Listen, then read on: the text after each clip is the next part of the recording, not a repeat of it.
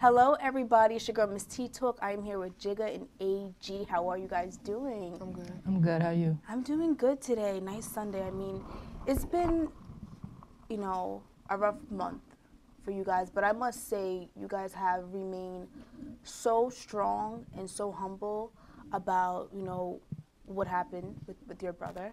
And I'm glad that you came on the show to talk to me and let people know about, everything that has went on. Mm-hmm. I mean, how has it been for you in the past month? I definitely have I have my moments. Like I'll be good, then I see people out. They ask me how's my brother. I mean, how am I feeling and stuff. And it's always somebody else to break me down.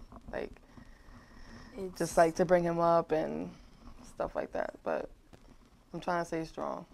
Exactly, and I'm glad that you are. I'm glad that you're out and celebrating his life. I mean, I know after the funeral, you guys had a really big party to celebrate his life.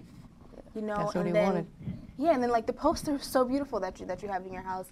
I know he would want it like that. He doesn't want everybody sad. He wants everybody happy. Remembering him how he was and turning up. The turn-up guy, so. Yeah, he definitely was. I mean, he's been turning up since, middle school. I know you guys went to West, and it was popping over that. I'm an East Sider. I'm an East Sider, but I like my West Siders. West Side was definitely popping. I'm telling you, he was literally, to me, I would say, the king, of Long Island. He was literally everywhere, every party. Low-key, Jay-Z. Low-key, yeah. Legend. Literally. A legend. I mean, tell me about all the stuff that he was into. I mean, I've seen it because he posted all of it. But I mean, you are his sister. You were the closest thing to him. I mean, what else was he involved in? He loved Meek Mills. That was his man. He loved Dreams and Nightmares. He loved Lil Durk. He loved and music was his thing. Shawn J walks in the club. Shawn J. But he's mostly a turn-up person. He represented love. That's what he was about. He wasn't selfish. He was always supportive. He didn't just worry about his drinks. He worried about Major League Barbers, the barbershops, the hot box. The hot box, Long Island. Oh my God, that's actually the last place where I saw him before I went to Miami. But he didn't see me. I'm waving. I'm like, yo, what's good? But he didn't see me. But it was. I was like, wow, you've always supported Long Island businesses. Exactly. Yeah.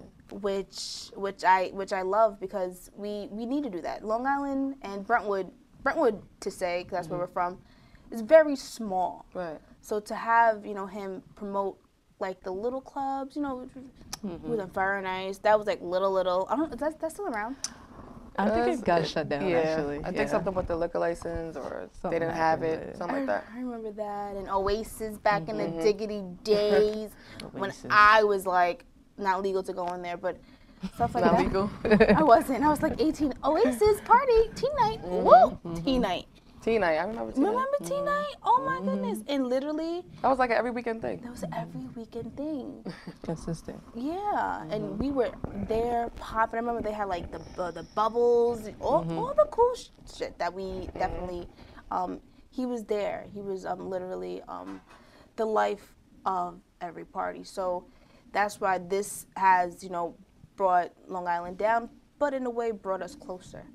But it shouldn't have to take something like this to bring us to realize and to bring us closer. You reunited with family members that you probably haven't seen in a while. I mean, how did that feel to reunite with them? Like you said before, it shouldn't have to take that, tragedy to see everybody. But fortunately, that's how the world works. Yeah, that's how the world. I've seen people I went to high school with, that I haven't seen in years. I think we basically seen our whole school. But then we did the whole school. Literally, people that are still in the high school just popped up too. Yeah. I'm like, I don't know who you are. But then it showed that how much people he just knew everybody. It was just his energy, everything about him. Everybody was drawn to him. He impacted a lot of lives. I seen that at the wake. Yeah. I definitely saw. I mean, there was people that couldn't even get in. So the first. I remember the first night. I didn't make it to the first night. I'm like, I'm gonna go to the second night, but still line out the door. I've never seen anything like that. I I mean, this was like It's Jay-Z. celebrity status type of thing. No, seriously. I'm like, oh, wow. This is a lot of people. You guys were like a pack. You used to go out with them all the time. Yeah. I seen you guys all the time Yeah. on social media. So this is how it went. Me and Nene kind of like grew up together. I knew her since I was 3 years old. We played basketball together. I was with her every day, all the time. And I kind of like grew into the family. And like, I kind of like really literally grew into the family. I was with Shawn all the time. I was with Jazz all the time. I was with her all the time. And you know what I mean? That became my family. So She was like another sister to I was Shawn. like really another sister here. I know everybody's wondering like, how does the best friend come in? And like, where does she come in at? It's just the best friend. But I was literally a part of this family. You definitely was. Yeah, I was here. I was there all the time. I was with her all the time. I was with Shawn all the time. You know what I mean? It's kind of like, it's emotional.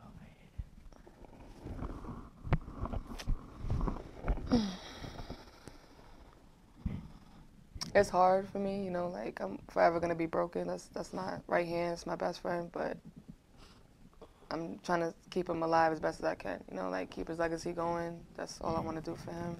I had mentioned something at the wake, and I said like he had to go at a young age, but he lived his life, you know. That's To the fullest. that's what people gotta think of. Like He ate did everything. He did everything. He went everywhere. Ate everything. Like All every the day he time. posted something what he's eating. It's like octopus with like clams and crazy shrimp, stuff. and that's his appetizer. The meal was a whole nother thing. Like That's one thing people were definitely saying, that Shawn lived his life to the fullest. And I'm glad that he did. He was living it like every day was his last. Always out, always doing this. And then when his daughter came into his life, he was still doing everything. Providing for her, and also, you know, still doing, you know, the King of Flushies then when he was doing it. He was even getting to jewelry, I saw.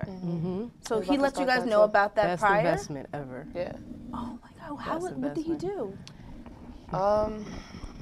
I guess he was trying to like. He actually wanted to learn more about the jewelry business and stuff like that. So he was trying to like. A good friend of him, Ronnie. Yeah. Ronnie's jeweler.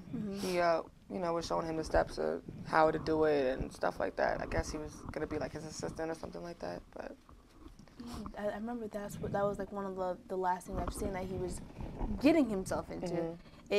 He really was. I remember when I interviewed him on my show, I'm like, I see you do everything. Shawn, what don't you do? he was a hustler. He always made sure he had a side business. You know, like, and even if the drinks didn't work out, he's gonna find something else. He's an He's gonna do entrepreneur. something That else. was literally like the Gemini in him. Seriously, like we always want to get into everything that we can. Like, let's see if this works out. I never tried it before. Boom, like the jewelry business. When I saw he was looking at he had beautiful jewelry pieces, and you know, it was telling everybody about it. I was like, oh, he is a sponsor. Even like, you know, open up the city swag. Like, like you can He's literally everywhere. you He's can literally everywhere. name, and then, you know, even if I saw like, you know, celebrities right. I remember when he passed, right to him. I saw like JoJo Simmons. I'm like, oh, Dylan. I was like, oh my gosh. I was like, they heard He about knew it. Dylan very well. Yeah, Dylan, he's really cool. I met him before. I did. Funny story. I thought he was from Day 26 when I met him. I thought he was Robert from Day 26. I know exactly. He kinda what do you're look talking like about. him a little bit. I Because know he what was you're like, talking oh, I was on Diddy show. He's like making the band. I was like, Day 26? He's like, Dylan. I was like, oh. I was like, okay. I know you because of Dave Chappelle. I remember when that group band back in the day. So I saw that, you know, he reached out as well, and a lot of people definitely reach out, but it just doesn't, to me, it just doesn't sink in. You know, to see somebody full of life, literally, and then that happened. What's your final conversation with Shawn? Honestly, I love you. That was the final. And okay, so long story short, I was actually in Queens the night he went out, and he was texting me, and he was like, sis, where are you? I'm at the house. I was gonna pick you up and he was gonna go out. He didn't tell me, you know, who he's gonna be with Hector or anybody. He was just, I'm just thinking like, oh, Shawn just wants to go out to have fun, you know? So I'm in Queens, and I'm trying to say like the best way. He texted me that, and I never responded. Like I didn't respond right away. So I'm doing my own stuff in Queens, and just give me a minute. And he was like, I was like, be safe. I love you. He said, I love you too. I'll always love you. And then that was it. Wow. So that kind of. Oh man. No, let it out. I'm serious. This is. I get it. Call me too. Actually, call me, FaceTime me. Not when he was out already. I'm saying like at my house. He's sitting on my couch, and my mom texted me like, Shawn's here, waiting for you. But like I said, like I was doing my own stuff in Queens, and Shawn's always trying to get me out. But that night, I didn't go out with him. I know our last words was "I love you," which is not good, but you know what I mean. Yeah, but We ended off on a good note. One day, I'll never forget. We met this African guy at a club. Funniest guy ever, right? You know Shawn. Friendly. Oh, come out. You got to come out with us next time, right? So, exchanged numbers. Next day, says we going out with, I think his name was Boo Boo or something like that. Boo Boo. I'm like, Boo Boo. I come out. The guy's in the car. I'm like, Shawn, you just met him. What are you Boo Boo doing in the car? Just come on. You know what I said? Let's go. my God, Boo Boo. Shout out to Boo Boo. Like she said, he'll meet him. Next day, that's his man. I'm like, what? Boo Boo? Oh my God. Oh, that's so funny. I really appreciate you guys coming on my show. I appreciate you for having me. Yeah, definitely shedding some story, shedding some light and everything. Very important for you guys to come on and do this, and very brave of you guys.